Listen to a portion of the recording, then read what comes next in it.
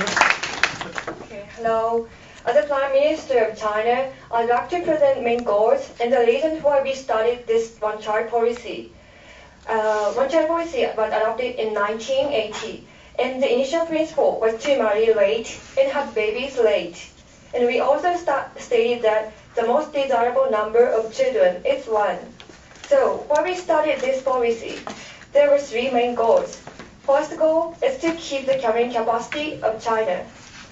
After the formation of People's Republic of China, our politics became stable, and thanks to this, sanitation and medicine in China were improved. So this rate declined and birth rates stayed high, and this led to rapid population growth in China. On the other hand, Chinese economy was moving from agriculture to industrial and commercial-based economy. So population was growing, but the food production was shrinking.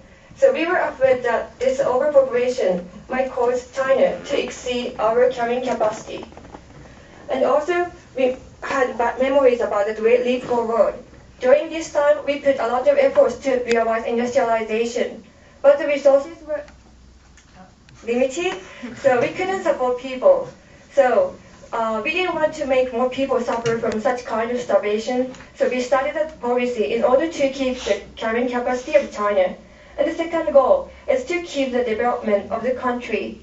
Having a vast population could be an obstacle to modernize our economy into a market economy. And the third goal is to realize quality before quantity. By having one child, people can have a healthy and well-educated child and improve quality of life of each person. So these are our main aims, and we believe that one-child policy is the best way to achieve these goals. But Chinese society is still changing, and to make the policy effective and adjust to the society, we are ready for making amendments too. And we've already made some amendments. For example, for rural people, if the first child is a girl, they can try once again to have a boy. Then for one-child parents, if both parents are an only child, they can have more than one child. So this is the main goal and the reasons why we started the one-child policy. Thank you. Okay, thank you.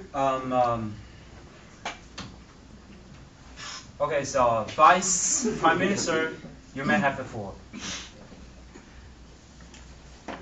So the one-child policy has been decided by our former leaders, and today we still think that we need to keep this policy and we need to adapt it over and over again according to the social situation. So our ultimate goal is to stabilize the population while improving the quality of life for everyone in China. So if you do have an alternative policy that you think is better, I would be more than happy to hear it. As far as we are concerned, we have a clear set of measures that we want to implement in the future. First, you may argue that a one-child policy violates human rights, but do you respect human rights if you let the population grow and then starve to death? But our policy favors quantity than quality.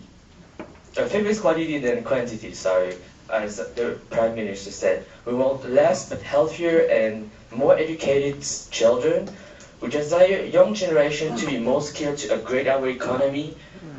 Parents who would have the means to pay to have another children means that they have the capacity to afford the education. Second, you may attack us saying that China's population is aging.